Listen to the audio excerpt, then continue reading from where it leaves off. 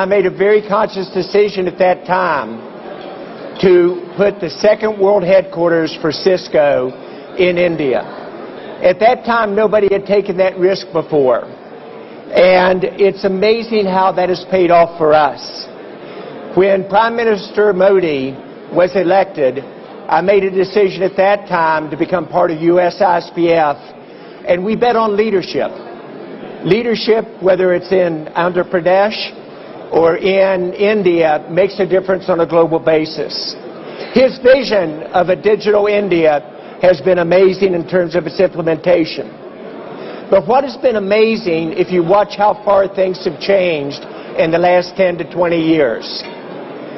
20 years ago, India was the number 12 nation in the world in terms of GDP. Today, India is number 4. When you think about the conversations that have occurred over the last, I'm going to ask the group in the back, can somebody just get a little bit of attention for the group?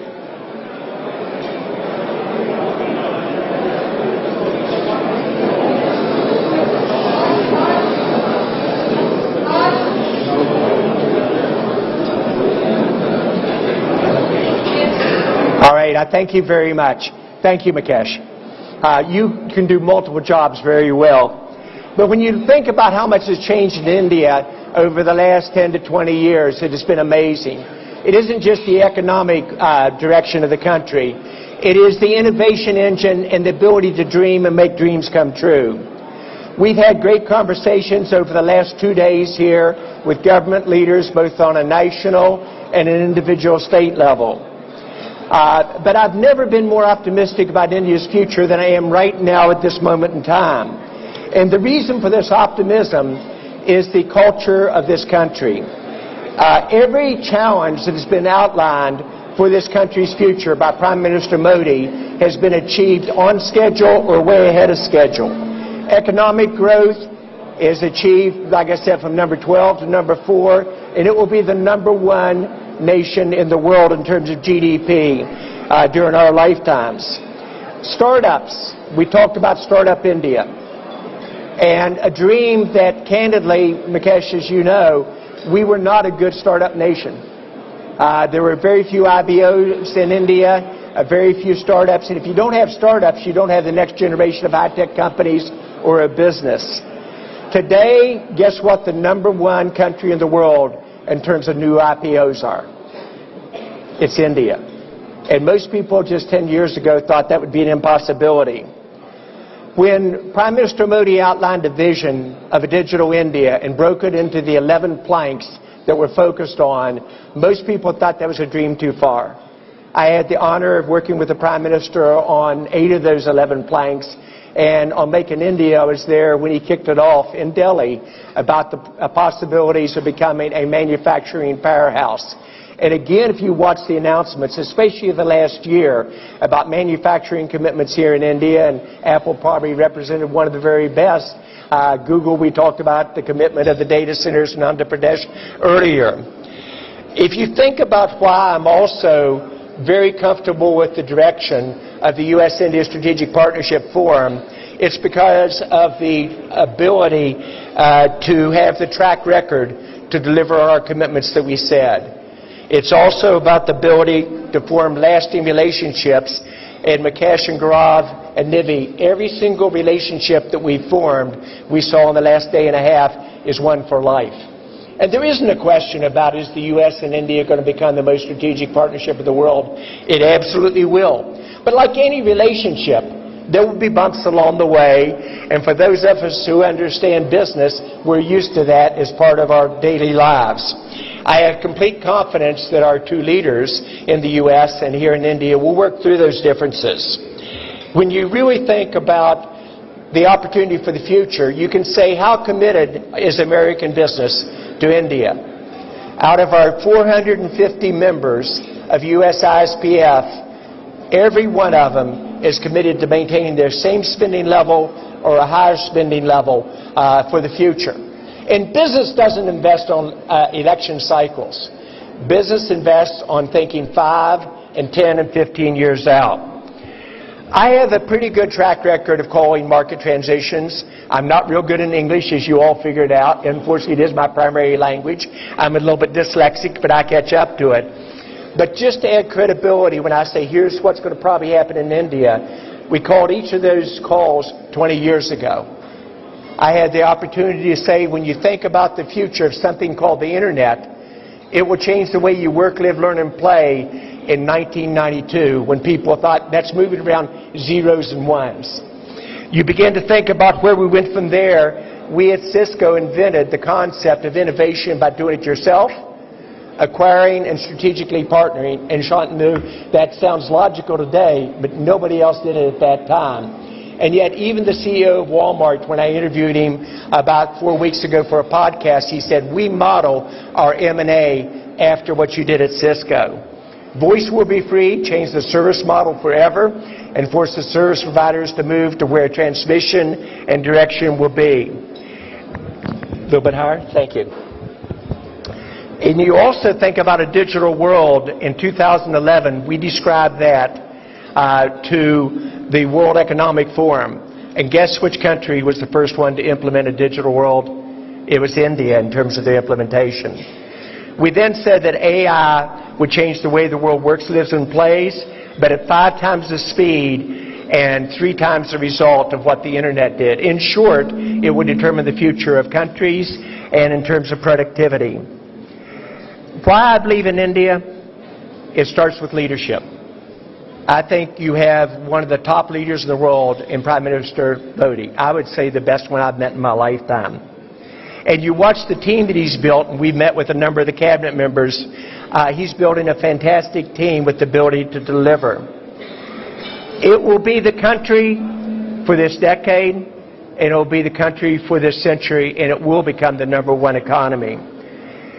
When you think about the future of countries, it'll be about how will you digitize, how will you use AI for your future, and how great an environment you create for the citizens of your state and your country, but also how you use IT. I fell in love with India for a very simple reason. I fell in love with India first for the people. I fell in love, secondly, very candidly, for the culture of the country, and then finally for the potential. So it's possible I'm going to be wrong about India's future, but I don't think so. Market transitions, I do get right. The ability to deal with bumps which we will have along the way, and we all know what those are today. We'll look back a year from now and say we've navigated through them. And again, I want to repeat, tremendous confidence of our 2 leaders of our countries to do that.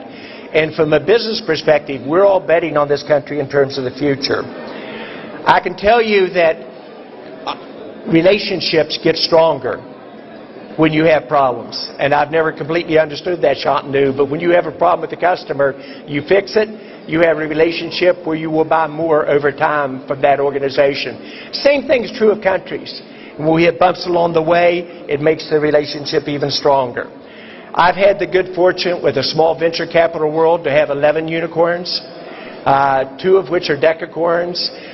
We had the best performing stock in the industry in the U.S. this last year so far in Bloom Energy. And so when I talk about what is possible, I think you're looking now at a future of a country that will lead the world in innovation. And we in the U.S. ISPF intend to be your partners. So thank you very much for your time today. And Mukesh, let me turn it back to you.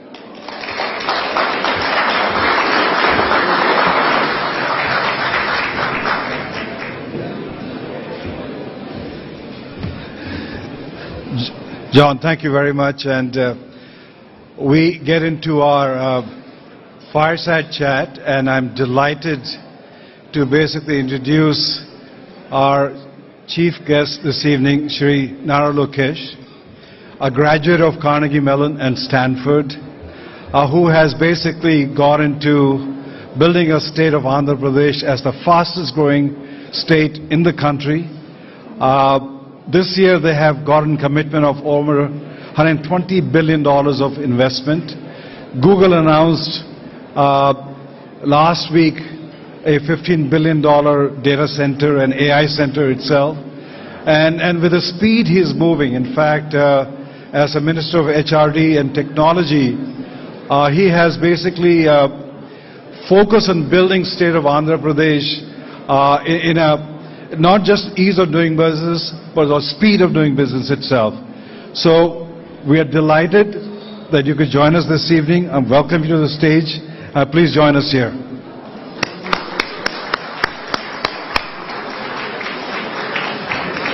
And I do have Shantanu Narayana, who's the chairman and CEO of Adobe and vice chairman of USISPF, taking the discussion forward.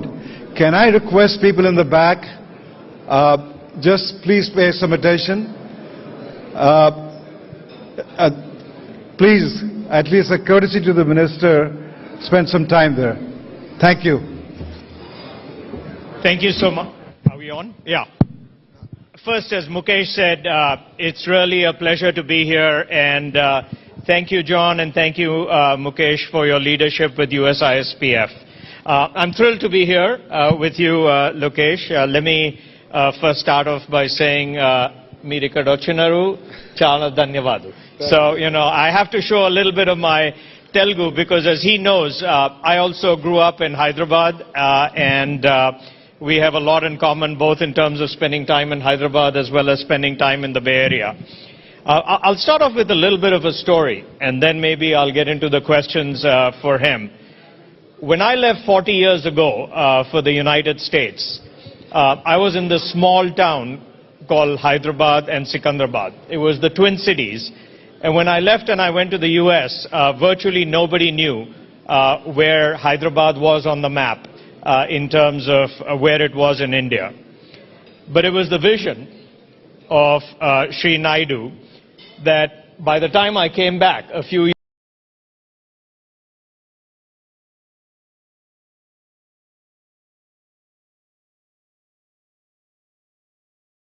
years, Hyderabad. And I think that vision that was created to put Hyderabad on the map, what I've heard from you and what I see is a vision to even eclipse that with what you're doing in Andhra Pradesh, in Amravati. And so why don't I first start off and give you the opportunity to just talk about your vision, your father's vision, and as you said, you're actually a third generation in terms of giving back to the community. So with that, why don't you start? Thank you, John. Thank you, Mukesh, for having me here. Shantanu-ji, thank you very much for hosting the fireside chat. For those of you who don't know me, I'm Lokesh Nara.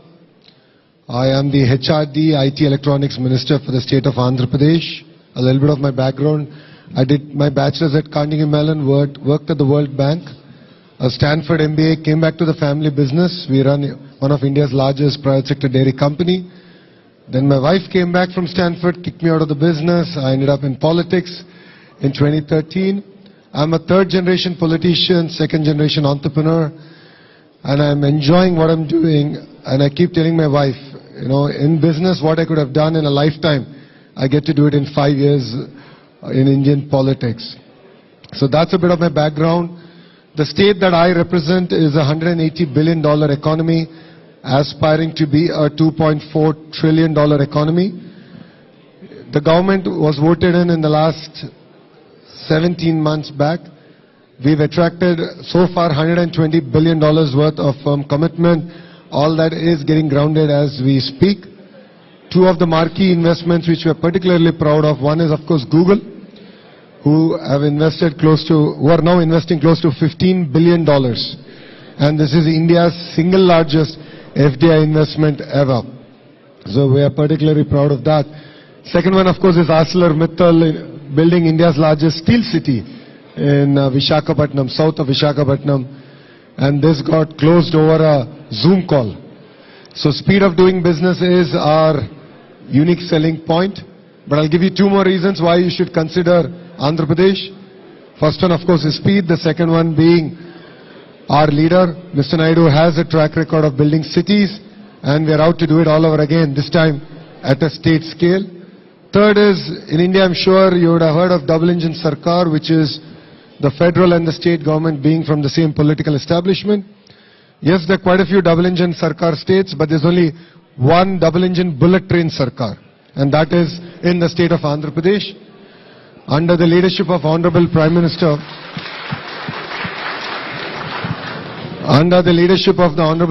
Shri Narendra Modi ji, Andhra Pradesh is spearheading all the reforms that Government of India wants us to deliver. All of you would have heard the term Namo. That's Narendra Modi. No, it's Naidu and Modi ji. So we have the Namo in Andhra Pradesh. So if you are not yet sold on investing in Andhra Pradesh, I think after the fireside chat, I look forward to catching up. Thank you very much. Well, thanks a lot. And again, may I please ask the people at the back to give, our chief guest the honor of listening to him. Maybe if you are next to somebody who's talking, you can just put them on the spot and ask them to, stop talking. But let me start off with something that you talked about, namely speed of doing business. And everybody talks about the opportunity in India. But one of the issues is that they talk about, the speed is not always what it needs to be. And you've given two examples, whether it's Google with 13 months or ArcelorMittal. So tell me how you're accomplishing the aspect of not only attracting people, and the momentum is incredible, but this aspect of doing speed. What is different, and how are you in Andhra Pradesh making sure that you continue to focus on that? No, it's technology and people. Technology comes in where we are looking at policies. We are using AI to compare it to other states. We are looking at coming up with best-in-class policy. The second part is, as a company, once you apply, we actually compare your application with other applications using AI and looking at how can we give best-in-class incentives and attract you to Andhra Pradesh. The second part, the other side of the coin is, people.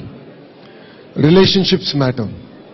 And if you look at Mr. Naidu and his track record for now almost 4.5 decades, he has an amazing Rolodex, and we're just leveraging upon it. And once we shake hands that we are going to invest in Andhra Pradesh, it's no longer your project, it becomes our project.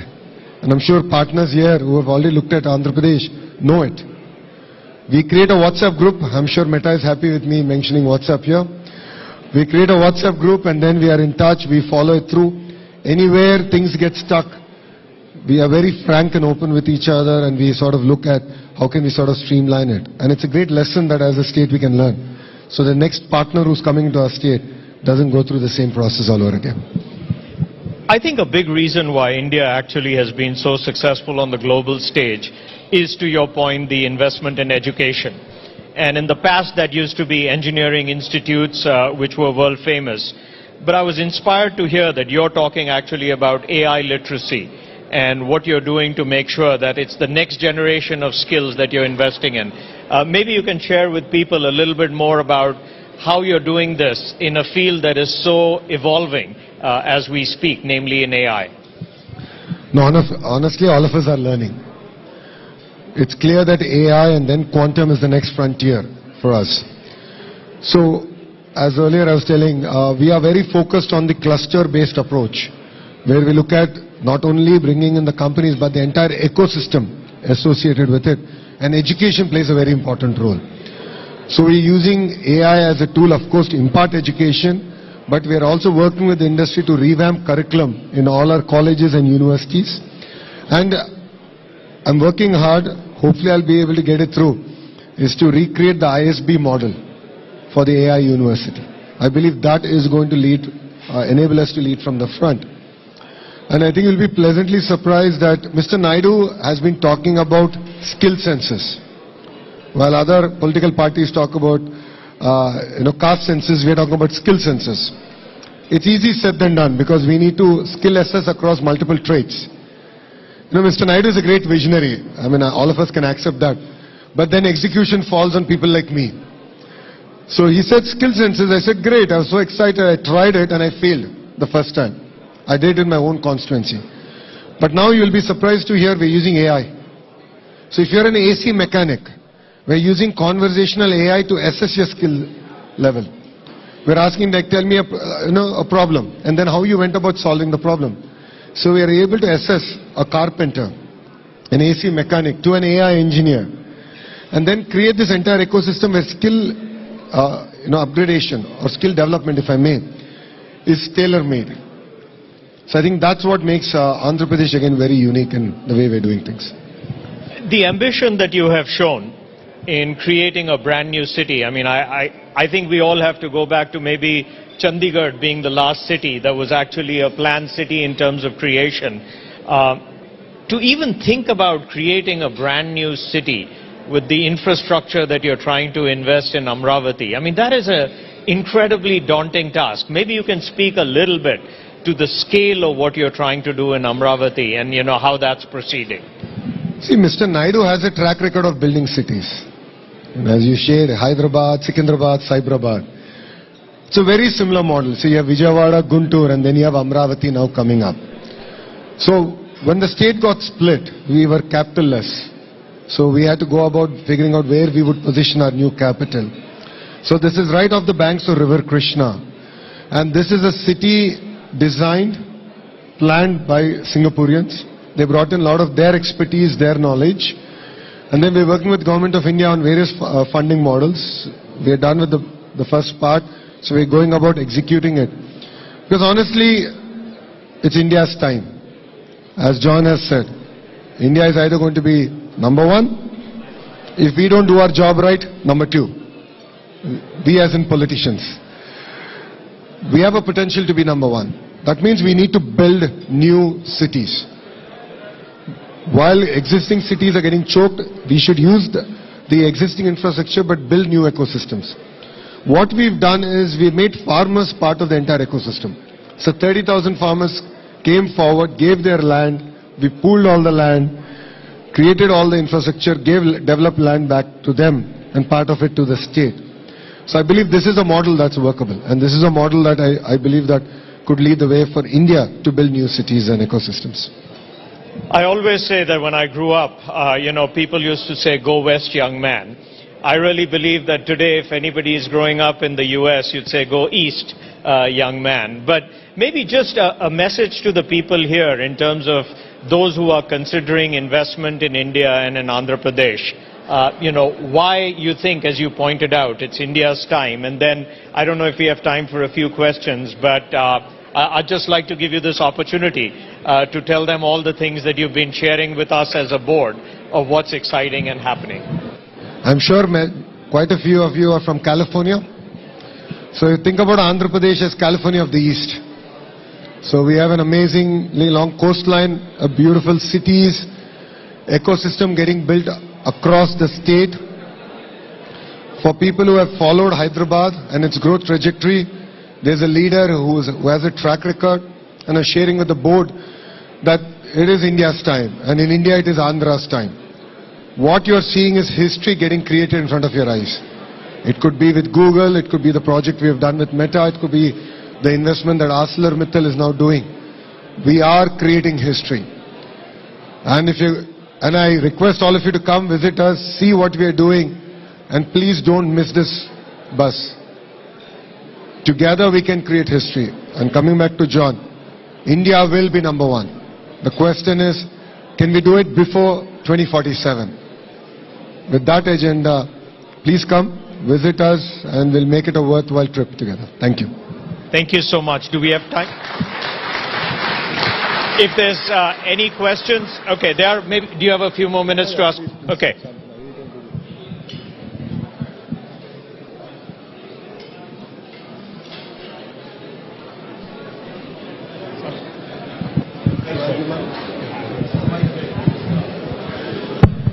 Thank you, sir. Hi, Arundeep here from the Hindu newspaper. I'm just curious. A lot of states in their electronics and semiconductor manufacturing plans are talking about how much the diaspora coming back is helping them in terms of experts who are abroad. So in Andhra, what has been the role in this industrial renewal of people who have spent a long time in the US coming back and being part of this new growth story? No, that's a very valid question. Brain drain to brain gain, if I may. I think that was your question. We are seeing a lot of interest for youngsters who spend a decade or less than a decade in the West looking forward to coming back. And with the kind of ecosystems and clusters that we are building, I've shared with the board that we are looking at a very decentralized development.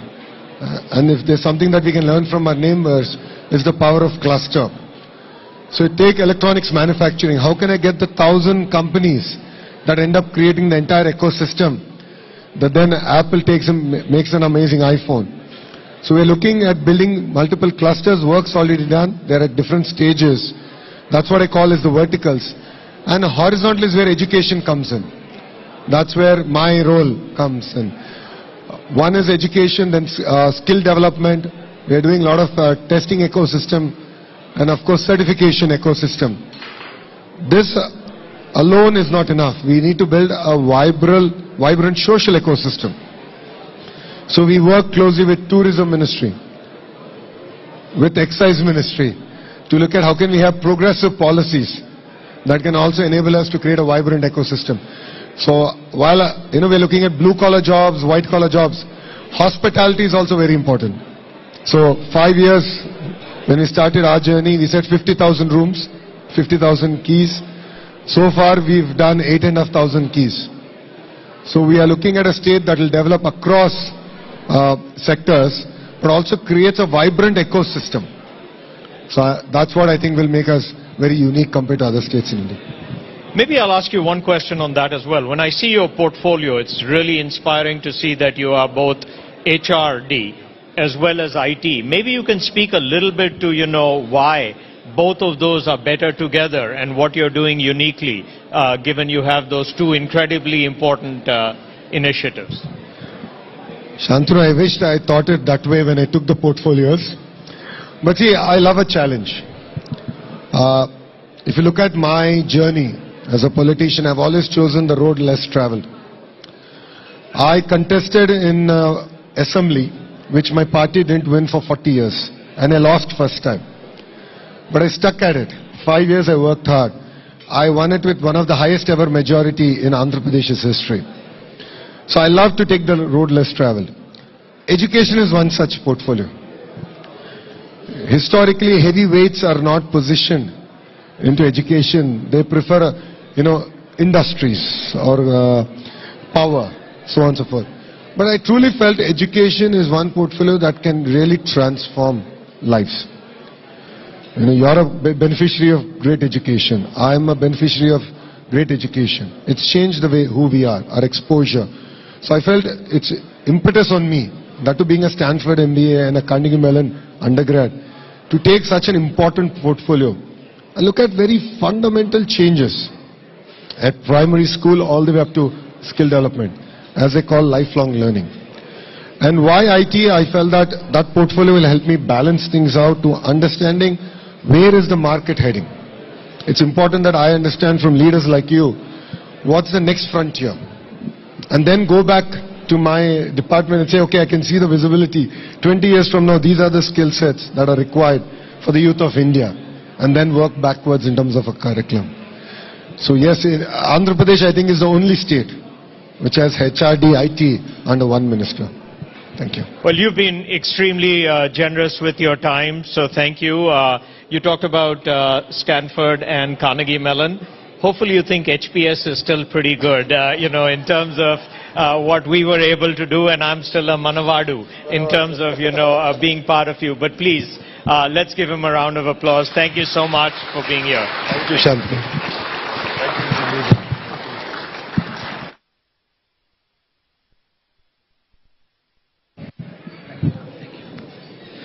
Well, I just want to say thank you to Shantanu and Nara Lokesh for the wonderful conversation. Investment in Andhra continues to go up, and we have one of our board members, Sachit Ahuja, Tillman Global. They are committing to invest 15,000 crore in Andhra Pradesh.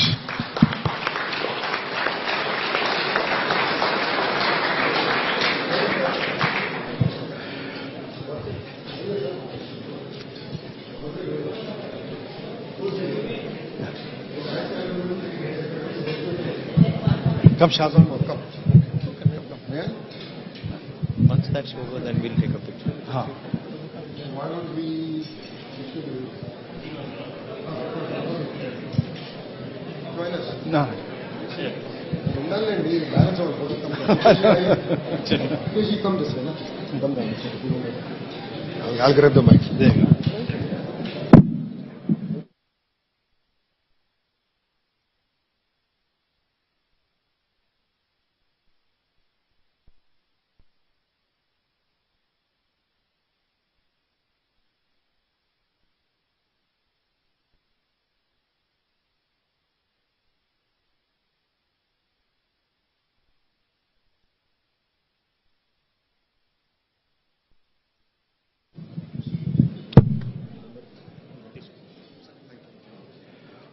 Well, let me have the final session. I just saw Ken Jester, our former ambassador to India, just walk in, welcome, and then we do have Ambassador Rowan from Israel. He was just here, and so he'll be networking with them. We have a few folks, our board members from Exxon and other organizations. But more importantly, you have to understand that while we focus on U.S.-India relationship from a economic trade perspective, we also have an arm called U.S.-India Friendship Alliance. And this organization during COVID time raised the largest funding, larger than the U.S. government, and had supplies coming into India. For example, we were able to bring in roughly 33,000 oxygen concentrators. And those were sourced in China. And I do recall FedEx, Raj Subramaniam, who is a board member, gave us a couple of planes to move them every day. And I recall the Chinese objected oxygen concentrator going from China to India that time. So we had them routed to Tokyo, and from Tokyo we brought them back to India itself. And I have to give credit to Amitabh Kant and the team there. As soon as the plane landed, within 1 hour, those oxygen concentrators were in trucks going to different cities itself. So I just want to applaud my team to make that happen itself. And so we have a short video because I think it's important. Is the tough times shows the color of your friends who can step up. And that's the time we had to step up. We reached out to, for example, to Indian Air Force to pick up large oxygen tanks from Stuttgart, large cryogenic tanks from Singapore and Thailand. And so it was an operation which we just rolled up our sleeve and got it done. So just watch the video on US-India Strategic Friendship Alliance. Born out of the COVID-19 pandemic, our genesis coincided with these despondent times. Faced with an unprecedented crisis, we decided to act, and so our story began. Who are we? We are the U.S.-India Friendship Alliance, USIFA, the strategic philanthropic arm of the U.S. We are dedicated to building positive social impact in the United States and India. As the pandemic swept through India, we swept into action. USIFA expanded its on-the-ground efforts by mobilizing critical medical equipment to address severe equipment shortages in India. We addressed the challenges of COVID-19, impacting tens of thousands of human lives. The clarion call was an urgent need for help. USIFA partnered with the government of India and distributed equipment to all India's 28 states and union territories. Since then, USIFA has continued its efforts to improve lives, build opportunities, and strengthen the partnership between the United States and India. We provided livelihood support to 5,000 impoverished widows under the Lumba Foundation to become economically independent through skills training in a range of sectors. We supported rural artisans in Gujarat through a partnership with Anand National University to upskill artisans, support sustainable livelihoods, and preserve cultural heritage. We donated computer sets to underserved schools in India's Darjeeling region. USIFA's mission is to strengthen the bridge between two leading democracies underpinned by shared democratic values. We intend to deepen people-to-people ties which drive